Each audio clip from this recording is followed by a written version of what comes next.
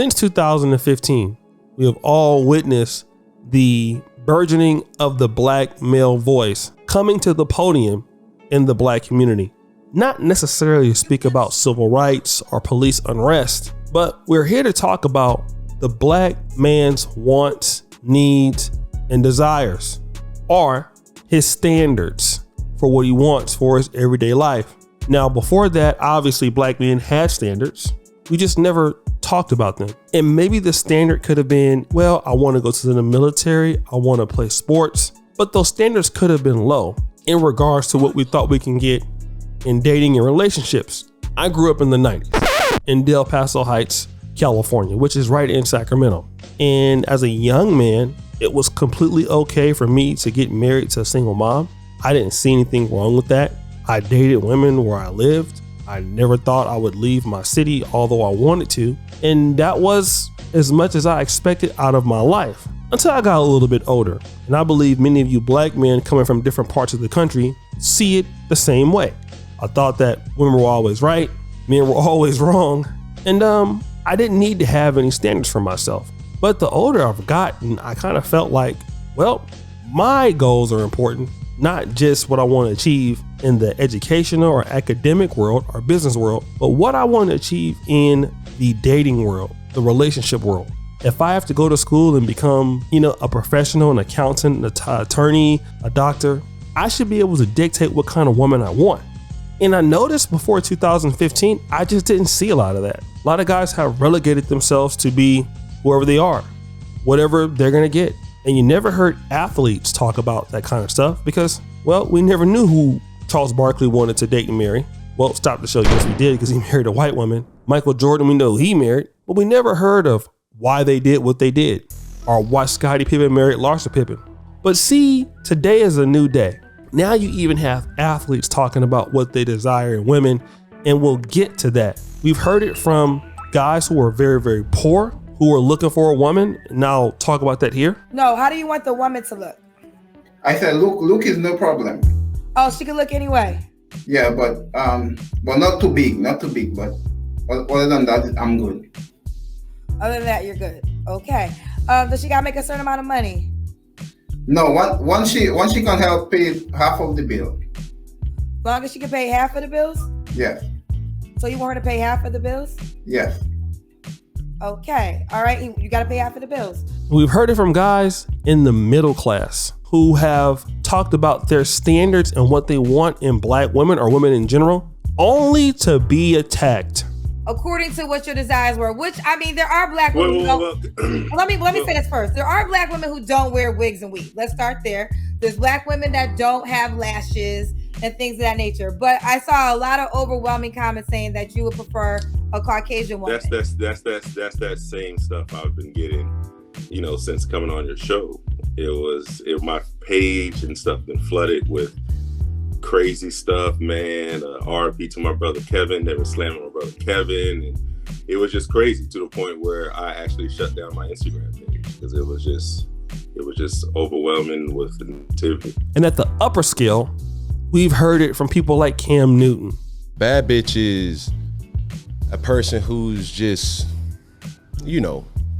girl, I'm a bad bitch. I'm doing this, I'm doing that. I look the part, but I don't act the part. Okay. And it's a lot of women who are bad bitches.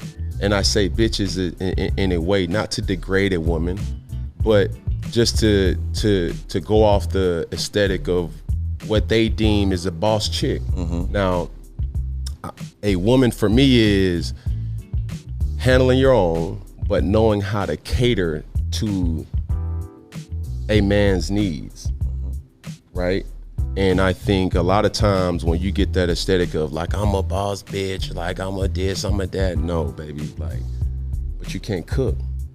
Okay. You don't know when to be quiet.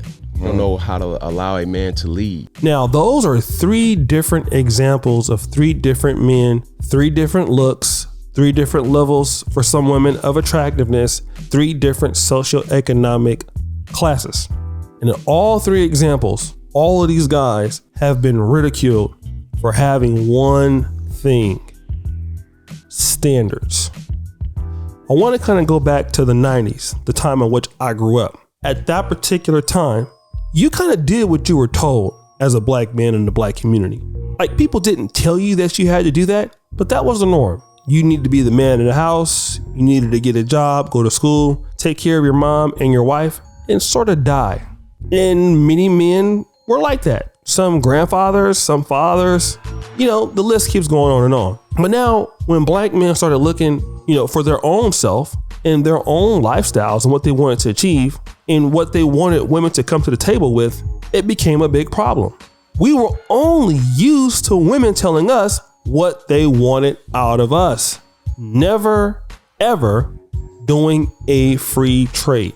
Yes, that's right, a free trade. They give something and then we give something. But really what it is they give nothing, we give everything, and you're supposed to accept that. Well, there's a name for that, and it is called slavery. See, guys, all three of those different examples that you saw there, from the poor guy to the upper middle class guy to Cam Newton, these guys have standards for what they want out of life. And women have to do something in order to be with them. But see, it didn't matter that the first guy was poor, or the second guy was a middle class guy, or Cam Newton was rich. All of these guys got roasted by women because you're supposed to sit there and accept whatever some woman gives you in the black community. And I know we keep talking about this, but I want to make the case all the time. You never, ever go down on your standards. See, part of the blame is just not black women. Part of the blame is you.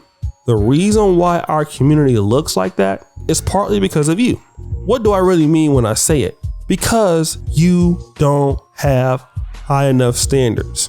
Now, I'm going to say this, and this is going to be controversial, but see, you are our leaders. It's the men who are our leaders. Any community, the men are the leaders. When you accept less than stellar behavior, when you accept bad standards, when you put those things into the community, it works like it does. So we teach people how to treat us as black men. Now, I know what you're going to say.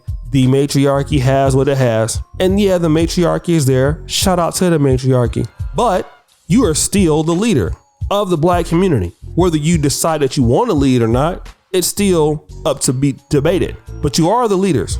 And any community follows standards. You are the ones that bring the businesses in for the most part. You're the ones that train people. You're the ones that keep order. When you don't do it, then people feel like, the men are worthless. See, if black men started having standards for the community and for itself, the women wouldn't look like that all the time. Now, obviously, we know that we have a broken situation. Part of it is our fault. What you're seeing now is a resistance to the movement. And it's actually a great thing. It's showing me that a lot of you guys are waking up. You guys are taking it by the horn. People don't want to change. But the more that you have standards, the more they gotta change. That's the key. It's not about them not wanting to change. They're going to have to change, or they will get left behind. You see, your standards will put the community back together where it needs to be.